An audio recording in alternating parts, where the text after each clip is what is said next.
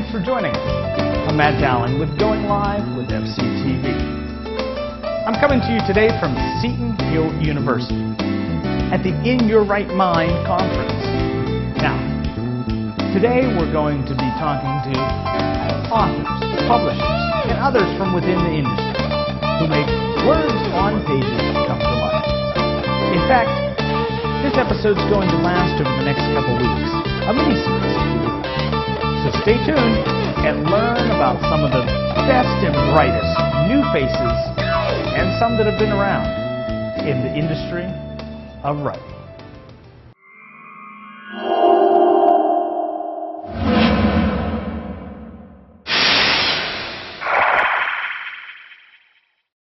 Do you have a buy local card? Yes, I have one. I do. Yeah, I have one. I use mine every day. Where's your buy local card? Use your buy local card to save money at restaurants, grocery stores, retail shops, tourist attractions, and service providers. Cards can be purchased online at www.buylocalfayette.org or by calling 724-437-7913. Savor the flavor of Fayette. Buy local.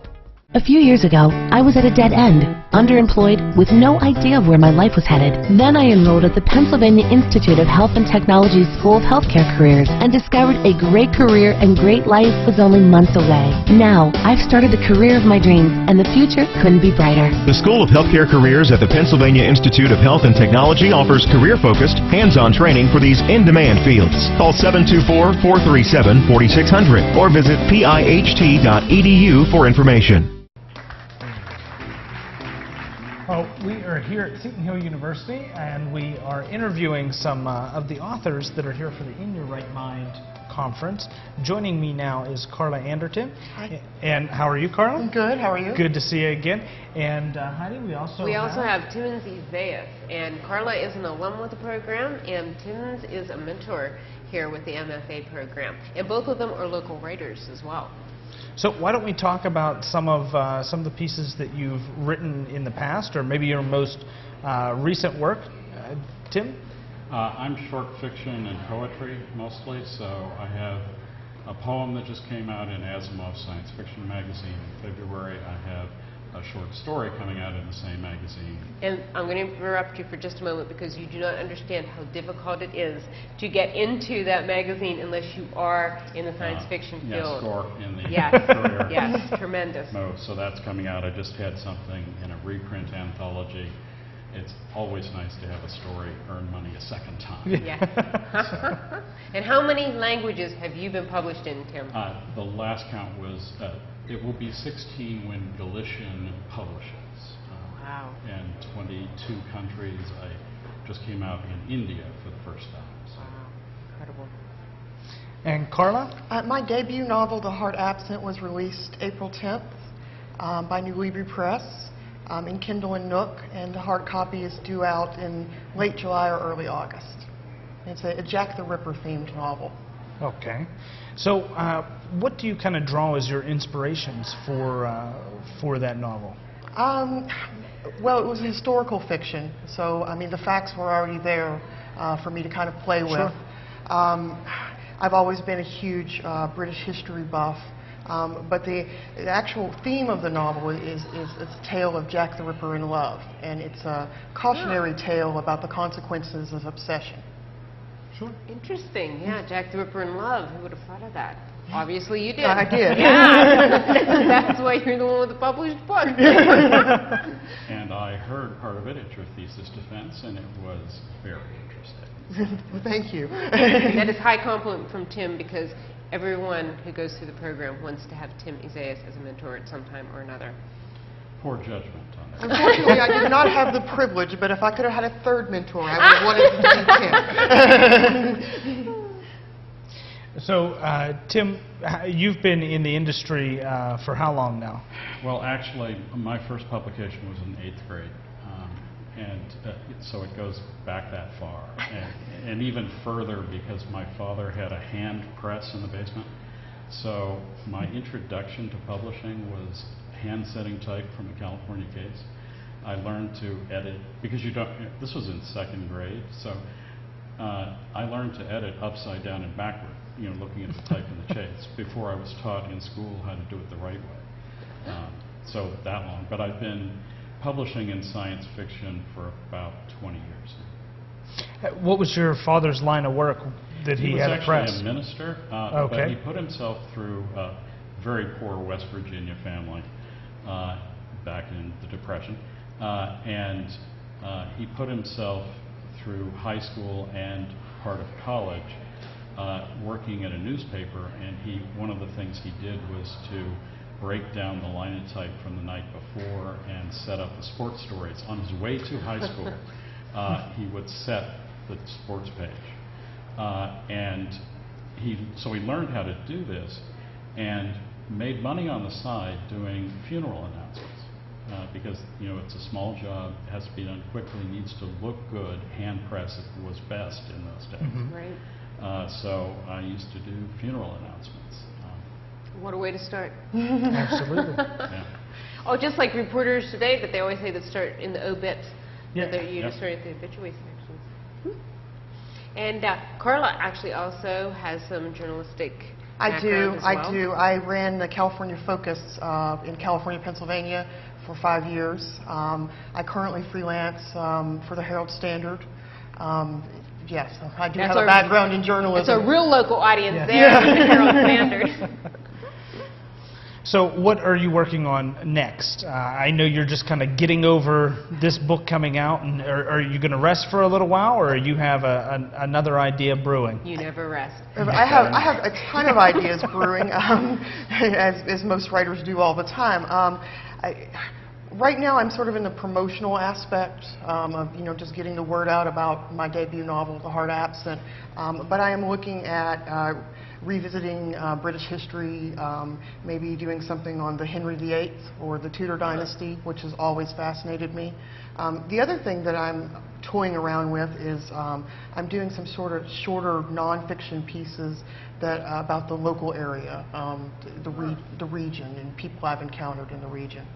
It's been quite colorful. Pennsylvania Magazine would be a good place to send. I'll definitely look into that. He's still mentoring. Sorry. It's always in the bud. And Tim, what are you going to be working on next? Well, I have short stories that I'm bringing out, and I need to put together a poetry chapbook. But my main project is actually nonfiction. It's warfare for writers, and I need to make great progress on that. I need to get the book proposal out this year. But I've been the person you called when you didn't know anything about military history and suddenly decided to have a war in your book. And he'll do live demonstration as well. He has brought in... With a low casualty rate. But I kept thinking that there was a book out there for writers that would be useful, and I just hadn't found it yet. And I finally really did the search and discovered, oh, no, there's not.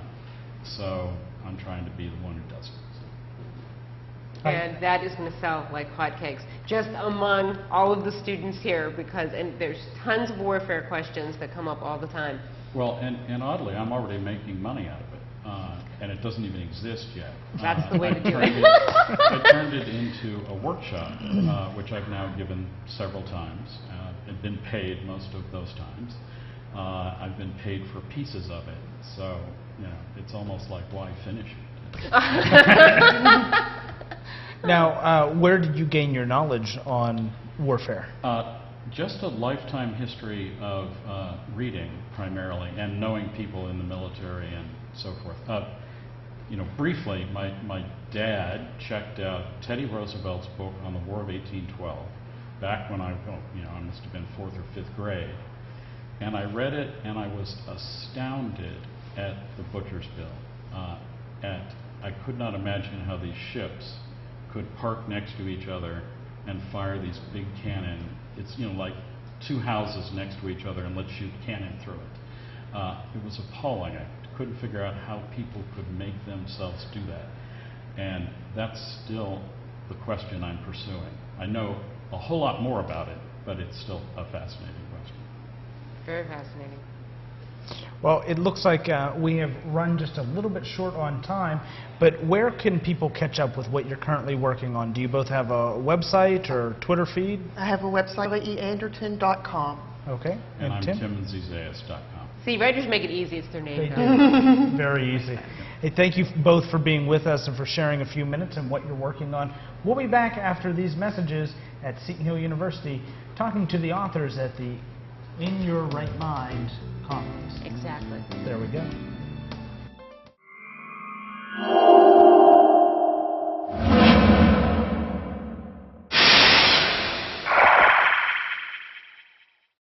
Do you have a buy local card? Yes, I have one. I do. Yeah, I have one. I use mine every day. Where's your buy local card? Use your buy local card to save money at restaurants, grocery stores, retail shops, tourist attractions, and service providers. Cards can be purchased online at www.buylocalfayette.org or by calling 724-437-7913. Savor the flavor of Fayette. Buy local. A few years ago, I was at a dead end, underemployed, with no idea of where my life was headed. Then I enrolled at the Pennsylvania Institute of Health and Technology's School of Healthcare Careers and discovered a great career and great life was only months away. Now, I've started the career of my dreams, and the future couldn't be brighter. The School of Healthcare Careers at the Pennsylvania Institute of Health and Technology offers career-focused, hands-on training for these in-demand fields. Call 724-437-4600 or visit piht.edu for information. Thank you for joining us. Once again, we're here from Seton Hill University, and we've just had a great day full of authors. And joining us, we have a current Seton Hill student, Stephanie Wojtowicz. Is that correct? Correct. And we also have the entire director of the Writing Popular Fiction graduate program, Dr. Albert Wendland. Well, thank you both for being with us here today. And I've really kind of been amazed throughout the day at what the program, the level of person that the program draws. And our last interview was almost a testimonial to say, you know, we were here and the program took us to here. So Stephanie, as a current student of the program, do you feel you've gained a lot through the experience? She's not going to say no without well, She's required. I'm required. No, most definitely. The sense of community that's at Seton Hill is huge, and it's offered me a lot of opportunities when I was an undergrad here, coming up and getting involved in the program and taking classes, and then actually getting into the program and meeting everyone and making contacts and networking has just been a sublime experience. Very helpful. Now, you've just had something released? Yes, my collection of poetry, Hysteria, just came out with Raw Dog Screaming Press. Debuted last night at the signing, which was sold out. Sold out. Sold out. So I believe your mother posted on Facebook that it sold out within 15 minutes. Mom was really happy. Mom's the horror person in the family, so she was in a good mood. And then a little upset that she didn't get one. But yeah, I know, even in Orangeman. But yeah, so it was a great experience, and I owe that a lot to the networking skills. So is it a darker poetry or a horror-based poetry, or is it just poetry in general? It's horror poetry. It takes place in an asylum. Hysteria is my muse. She's the nurse that runs the psych ward that it takes place in, and she goes to different cells, and each poem is a different patient and a different voice and different style. So it really is a lot of voices coming together as one.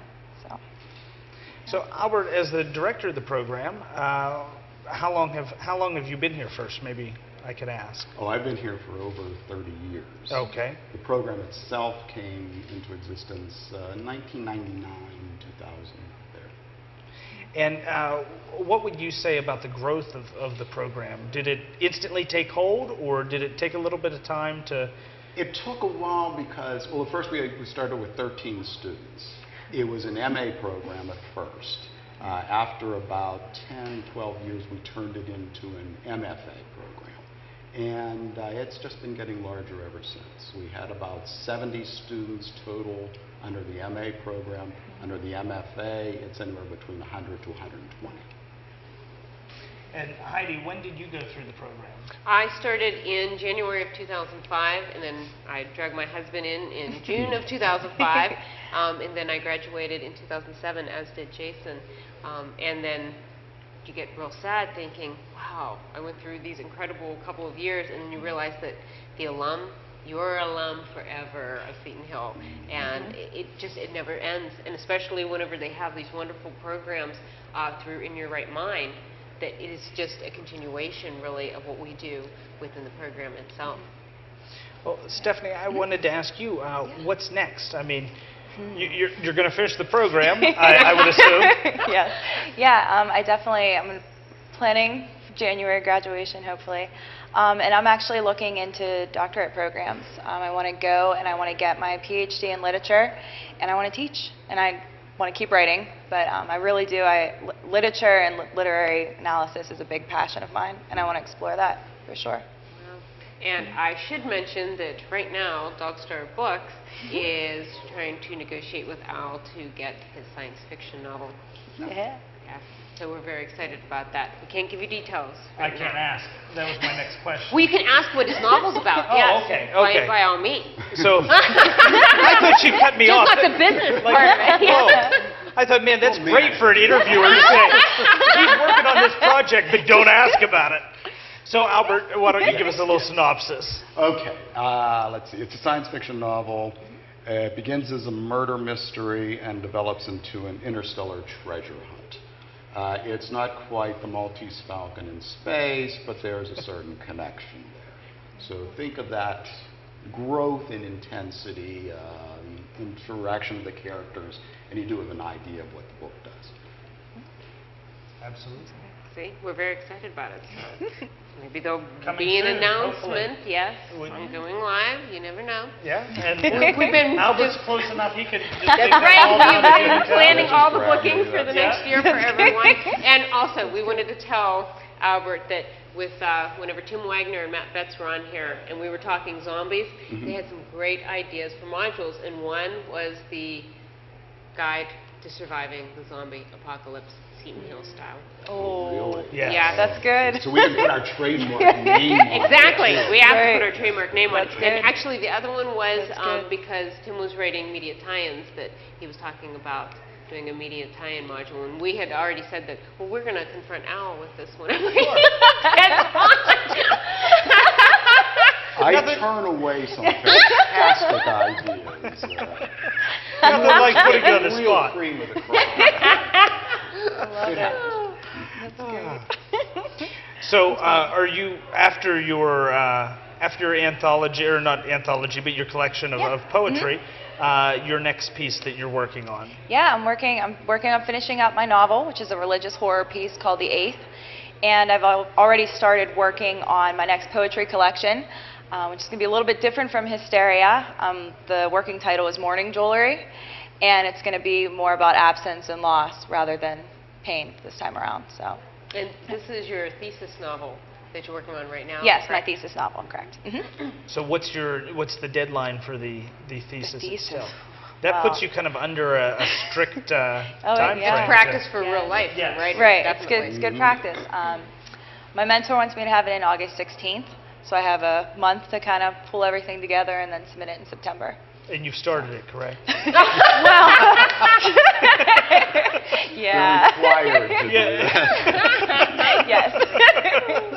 Yes. So that's something we could be seeing in the future from you, possibly. Yes. Most definitely, hopefully.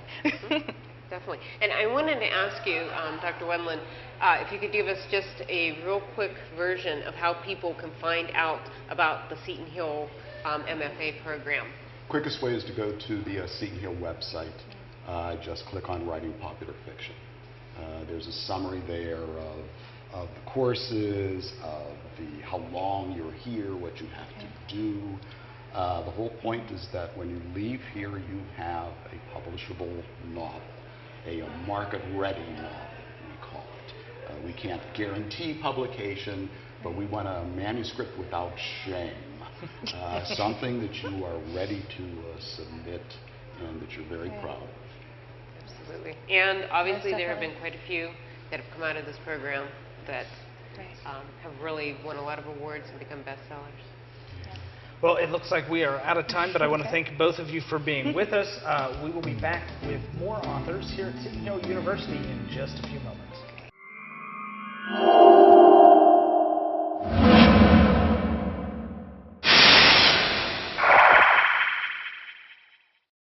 Do you have a buy local card? Yes, I have one.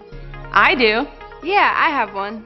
I use mine every day. Where's your buy local card? Use your buy local card to save money at restaurants, grocery stores, retail shops, tourist attractions, and service providers. Cards can be purchased online at www.buylocalfayette.org or by calling 724-437-7913. Savor the flavor of Fayette. Buy local. A few years ago, I was at a dead end, underemployed, with no idea of where my life was headed. Then I enrolled at the Pennsylvania Institute of Health and Technology's School of Healthcare Careers and discovered a great career and great life was only months away. Now, I've started the career of my dreams, and the future couldn't be brighter. The School of Healthcare Careers at the Pennsylvania Institute of Health and Technology offers career-focused, hands-on training for these in-demand fields. Call 724-437-4600 or visit piht.edu for information. We're back from Seton Hill University, and we're talking to authors today that are at the In Your Right Mind conference. That is an alum-sponsored conference that runs concurrent with the MFA residencies that they hold here in June. So that means lots and lots of people and lots of great creative energy here on campus. Speaking creative energy, we got two great people here. We have Ann Kopchik and Mike Mahalik. well, I wanted to start off kind of by asking you both about your recent works, and then we can kind of go into your persona a little bit from there. So what have you been working on recently? Recently, I've been writing erotic romance. Okay. And I actually write under the name Anna Szabo. That came out actually last year in November. I had a novel come out, and then just this past May, I had a short story in the same universe come out, same characters. Oh, nice. So that's what I've been working on. It's always good when you can use those characters again, because you spend so much time building the world and being with those characters that I like little follow-ups like that too. And Mike? And I am working on my manuscript, Only Human, which it's an urban fantasy, so it's a story about a dragon who is convicted for a crime that he did not commit, so he has to spend the rest of his life as a human. And so I am in the process of working, I know we talked with other people earlier about different paths of publication, so I'm working on getting this thing set up to self-publish, which Heidi has assured me I will be able to get out this year if I get moving on it, so that's my most current. And that was his thesis novel here at Seton Hill, in fact. Now, you both have embraced writing, but are there other mediums of storytelling that you enjoy? Let me just ask, television or motion picture, which do you enjoy more? Probably motion picture, actually, because the stories are longer. I like, sitting down and really immersing myself into something for a large chunk of time, which is why I guess I like reading. Sure. Is that you can invest the time. If you're going to sit down and do something, investing the time for a while and getting a really good story, and then being able to sort of come out and be, wow, it was really fun. That was really good. So, what's your favorite movie? Actually, my favorite movie is the Kenneth Branagh Henry V play, the movie version that came out in 1989. And how do you feel about movie adaptations of books? It depends on the adaptation. Some of them are really good, and some of them, sometimes it's you have the book and you have the movie, and they're really kind of two different things. Like the perfect example of that is Blade Runner, the movie, where the movie is fantastic. It's a great movie. It's nothing like Do Androids Dream of Electric Sheep, and that's okay. The book itself is a really good novel. It's just that they're sort of similar settings, but different stories in some ways. Right. So. I feel that way sometimes too, where it's okay for it to stand alone in this particular medium, as well as a book.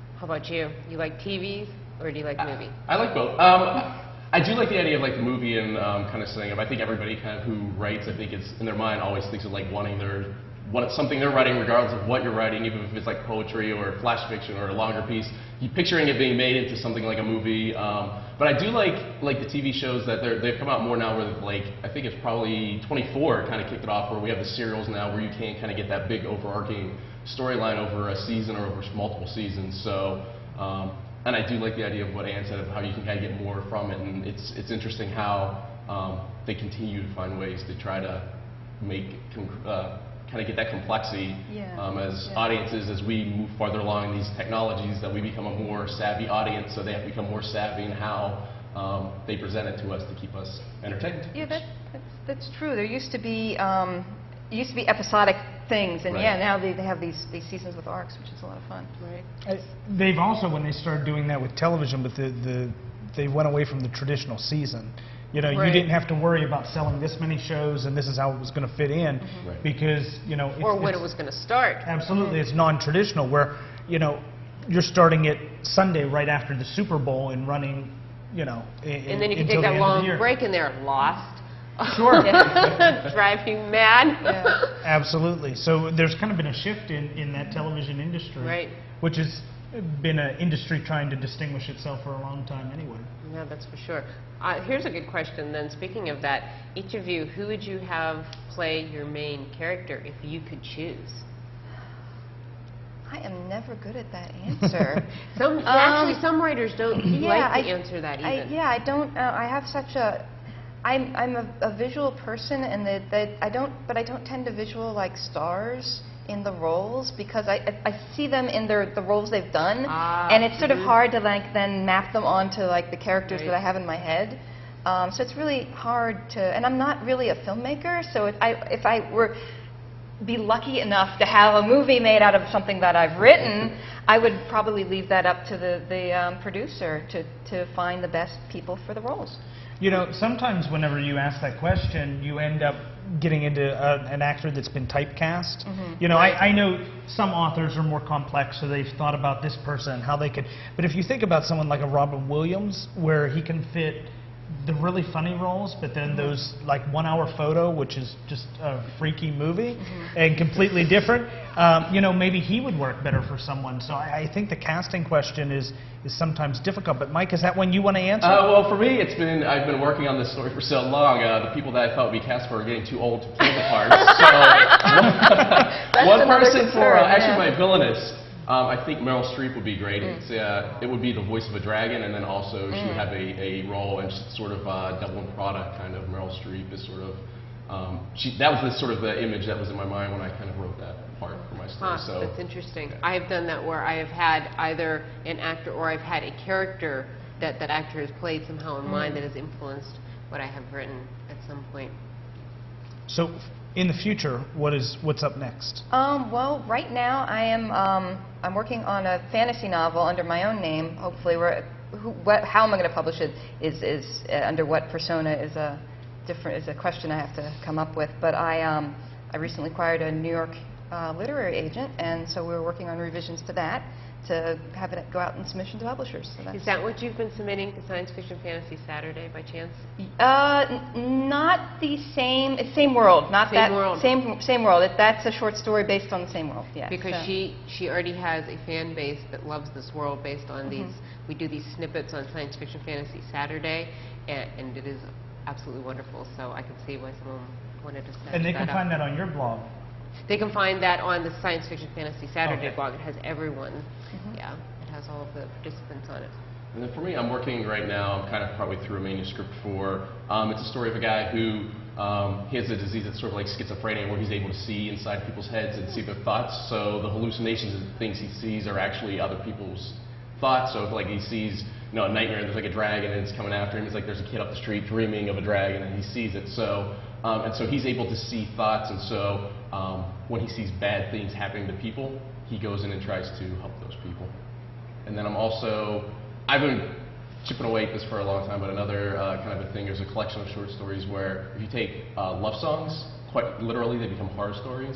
So things like My Heart Will Go On, or Dream Lover. So I've been working with a couple of those. The most recent one was Annie's song by Denver. So I've been playing with those because they've been just kind of fun. So hopefully I can put that together at some point. I think that would be great, because I have long wanted to see a horror film that uses like 70s, 80s love ballads as the soundtrack. Like, I'll be watching you. What was that would be good. Yeah, it was every step you take, take, every right? Yeah, was it? Yeah. Wouldn't that be Every freaky? breath Like if every breath someone you was take, outside your window. It would be freaky no matter if they were singing or not if they were outside my window. So. Well, hey, regardless of what the soundtrack is, we are out of time. We have a couple more interviews for you here today at Seton Hill University. I want to thank both of you for being with us. Please learn about them. Great work coming out. Check out Ann Kopchak online and Mike Mihalik.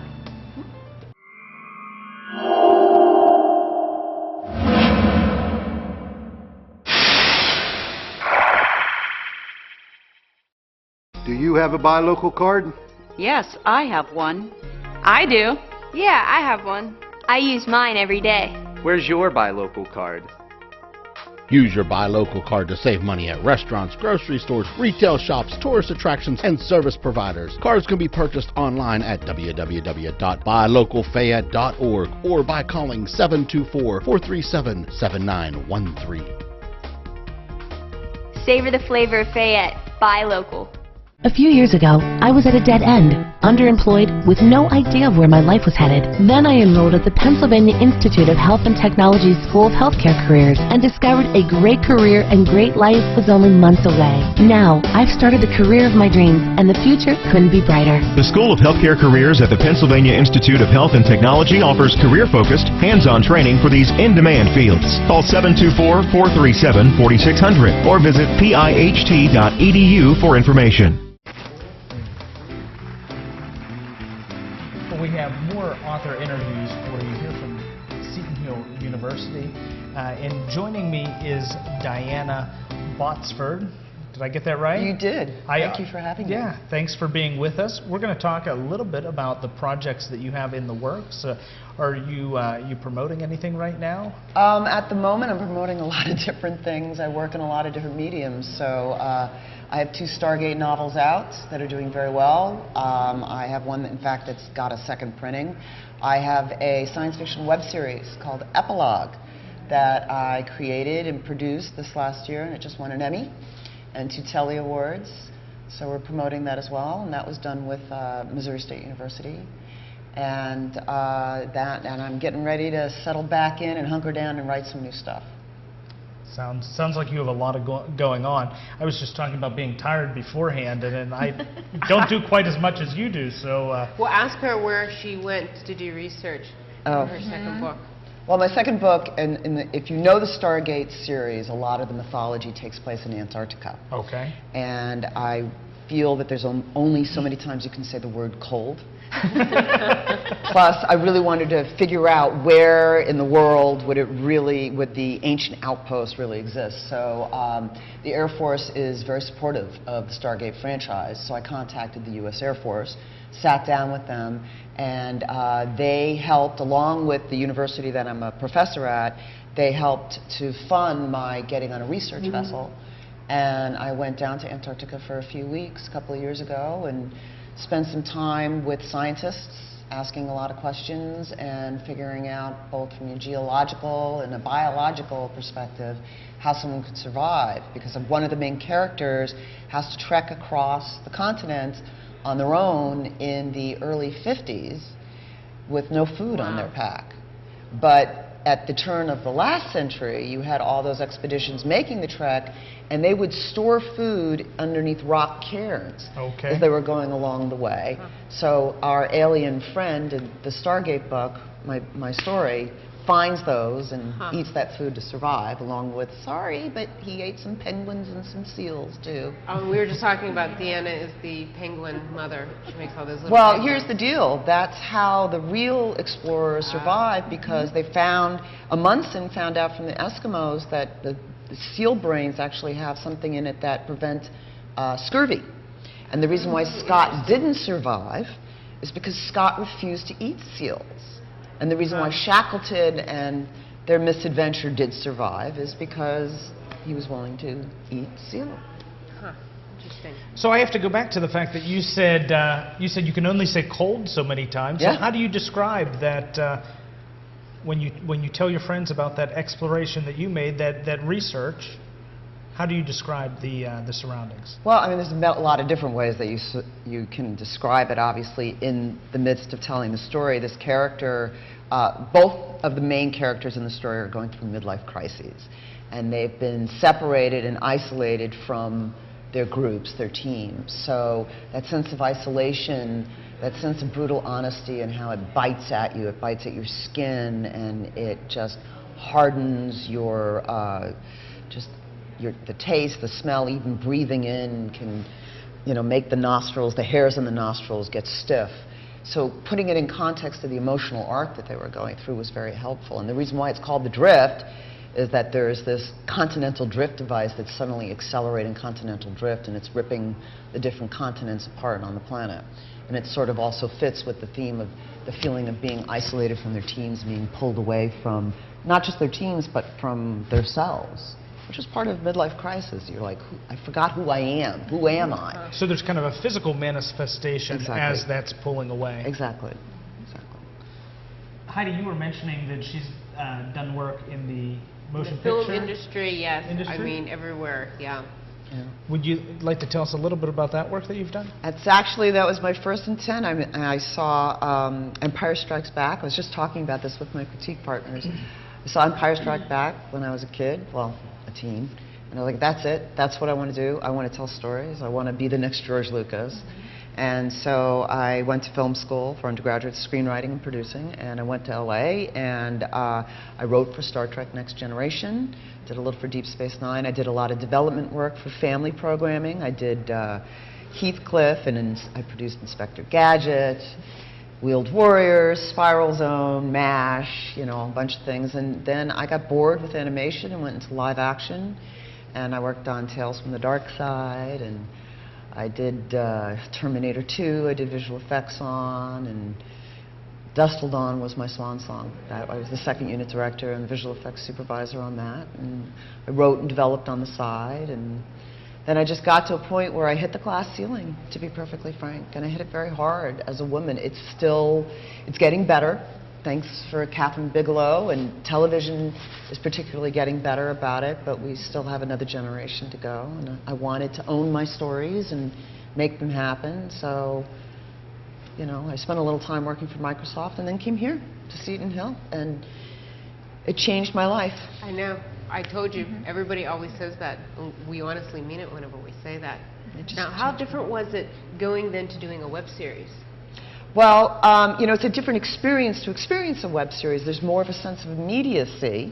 There's more of a sense of it's right here, whether it's on your iPad, iPhone, or your computer screen, and it's being aware as a writer of that. But we really use the model of writing a television series. I had a writer's room, and we plotted out the whole arc, and then assigned the different scripts, and then it was the spinning. Someone would bring an idea, you throw the ball around, one person's idea becomes a better idea, becomes a better idea, becomes a better idea. It's collaboration. Right. And collaboration is a wonderful thing that you don't get necessarily from most novel writing. And the control has to be a lot better, too, than when you were actually in. That's what being the showrunner's about, and I'm a control freak, so yeah, that worked very well. I don't know many writers who aren't. Just a little bit. Yeah. Yeah, well, when you're mapping out your entire world, in a literary sense, you have all the control, so. But there is something about the idea that a good idea can come from anywhere, and collaboration. There is a fellow graduate here I'm collaborating with a project on. It's a joy. And even critiquing is, in a sense, collaboration, isn't it? Sure. Yeah, absolutely. Yeah. So what's next for you? Where are you going from here? I'm actually revisiting my original thesis project, and this fellow alum and I are doing a transmedia project that involves prose, graphic novel, and augmented reality. Very, very interesting. Now, if someone wants to catch up with you, find out what you're doing, where in the process you are, do you have a website, Twitter? I have lots of things, but if they go to dianabotsford.com, there are links to them all there. I'm also the co-host of the Gate World podcast, and I contribute to Gate World quite a bit, which is a Stargate, very popular Stargate thing, so they can join us there too. Okay. Well, hey, it's been great having you on with us today, and I've enjoyed the conversation. Got to get a little bit of insight into who you are and the projects you're working with. If you'll stick around, we'll be back in just a few moments with some more interviews from Seton Hill University. Thank you very much. Thank you. Yeah, Heidi, hey, thanks.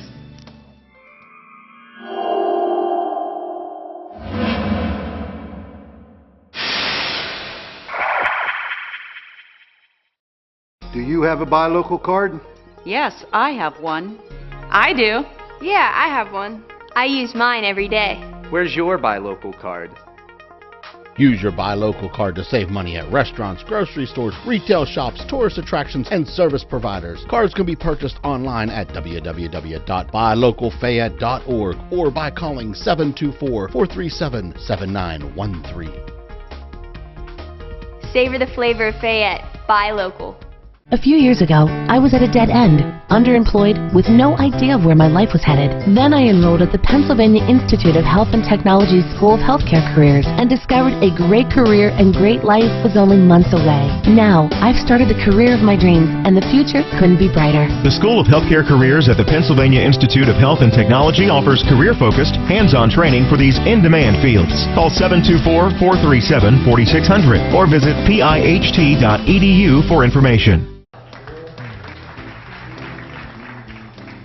Okay, we're back, and joining us once again, if you're just tuning in, we are at Seton Hill University, and we're talking to some authors and publishers that are at the In Your Right Mind conference this week.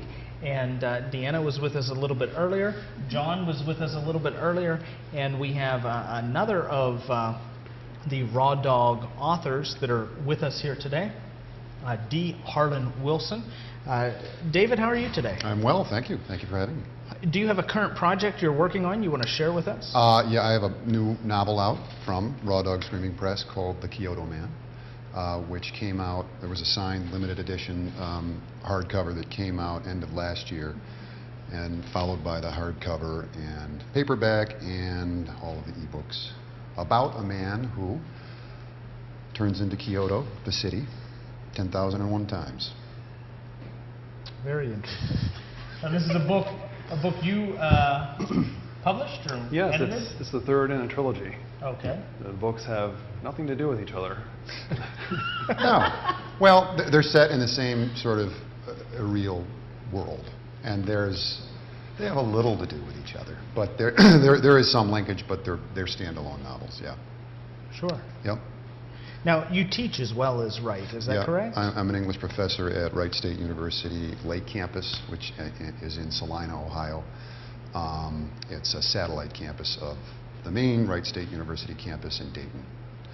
And I teach some short fiction writing, but my best-selling class is business writing. That's what everybody wants. Yeah. Very, very exciting and compelling stuff. So what would you classify your genre as? I think I work in different sorts of genres, or at least people say that I do, and I call myself different things. I don't know what, for fun, I guess, to have something to call oneself as an author. Realism is one that's used probably most frequently, and I actually just gave a little talk on what that is, but basically irreal narratives, which can combine the aesthetics of all kinds of different speculative genres, science fiction, horror, fantasy, and others. The cause and effect schemas in irreal narratives are not quite what they are in the real world, or in books that attempt to sort of directly represent cause and effect as it exists for us. So, yeah, I guess a touchstone irreal author, although it's a term that was retroactively applied to him, is Kafka. Kafka's Metamorphosis is probably the touchstone for that, yeah. So what would you say is your biggest influence in your writing? What drew you to said genre? You know, as I was just talking about when I was teaching, Realism was a term that came about in the late 90s. It started to be used by the editors of a magazine called, apropos, excuse me, the Café Irreal, and which, incidentally, I should say this, Guide Dog Books, which is the nonfiction syndicate of Raw Dog Screaming Press that I am the managing, of which I am the managing editor, is putting out an anthology from that magazine, which is still in existence. It's an online magazine, started in '99, so yeah, over a decade, well over a decade. At any rate, I never sort of thought of myself as a realist. It was just kind of, I realized, well, okay, this is what I'm doing. Sorry, I don't know who I'm supposed to be looking at. I'm kind of looking at the camera and you. You just sort of fall if I'm being impolite, forgive me. So, yeah, again, it's a category. You know, we use them for various reasons, but I guess we have to call ourselves something, right? Some people say I'm a genre in myself, but you know, that's just another category, right? And that's just something people say to make me feel good. Yeah. Which people? You know, those people. Those people. Okay. That's kind of a long, rambling answer to your question. Yeah. John, what made you, what drew you to an author's work like his? Well, you know, booze. Yeah, the booze is a good. He had ride, never had a scotch before the first time that I met him in 2003. Not once in your whole life. That's and true. Have you even drank liquor at all, ever? No, he corrupted me. And I saw him at, I forgot where we were, it was a hotel somewhere. And you came up and I was like, hey, I'm going to get a scotch. You want one? Yeah, sure. Yeah, we were drank the hanging scotch like he had always drank scotch. We were hanging out with the Maniac Cop guy. Oh, yeah. The guy from Maniac Cop. He got drunk and was playing the piano. David, he did the same thing when I introduced him to cheese curds for the first time. Ah, right. And if you've never had one, you should. So No, it wasn't booze. Yeah. More than booze. Yes. We now know the key to your heart, though, is cheese curds and scotch, which would make an interesting diet. Yeah, if you want to break into publishing, that's it. Cheese curds and scotch. Got it. But I think when John and I met, if I can grab the question you put to John, you know, we were interested in the same sort of avant-garde literature and doing new things and pushing the limits of narrative, and you know, we just kind of fit. And not only the writing that we liked, we actually like each other too. Yeah. We're friends even. It was a good fit. He was very, he won't talk about how industrious he is, but he was all over the place. He's a hard worker, and that's of course very attractive to a publisher, and this stuff is good. You can back it up, so. It always helps too. Yeah. You can actually write, that's a bonus. Yeah, so. That normally makes a good writer, someone who can write. Right. At least that's 50% of it from what I hear. So pipeline, what's coming down the pipe? Or?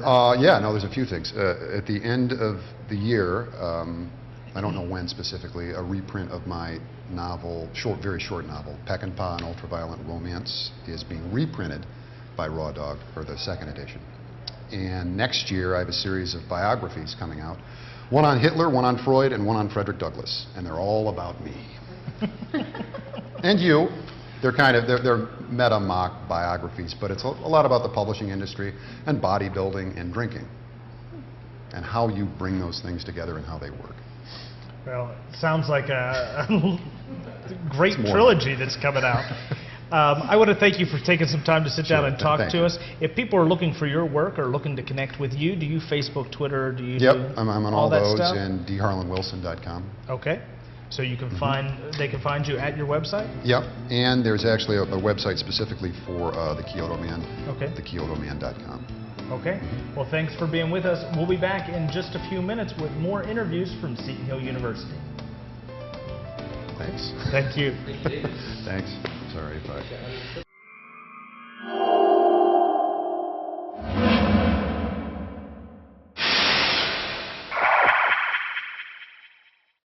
Do you have a buy local card? Yes, I have one. I do. Yeah, I have one. I use mine every day. Where's your buy local card? Use your Buy Local card to save money at restaurants, grocery stores, retail shops, tourist attractions, and service providers. Cards can be purchased online at www.buylocalfayette.org or by calling 724-437-7913. Savor the flavor of Fayette. Buy local. A few years ago, I was at a dead end, underemployed, with no idea of where my life was headed. Then I enrolled at the Pennsylvania Institute of Health and Technology's School of Healthcare Careers and discovered a great career and great life was only months away. Now, I've started the career of my dreams, and the future couldn't be brighter. The School of Healthcare Careers at the Pennsylvania Institute of Health and Technology offers career-focused, hands-on training for these in-demand fields. Call 724-437-4600 or visit piht.edu for information. Well, I hope you've enjoyed this installment of interviews. There's a lot going on at the conference and so many people that we couldn't get them into just 1 hour. So I'd encourage you to try back next Friday, where we'll have even more authors, publishers, and influential people within the writing industry coming at you from Seton Hill University. I'm Matt Dowling with Going Live for FCTV. For David, Ken, Christopher, the whole crew, and myself, have a great evening.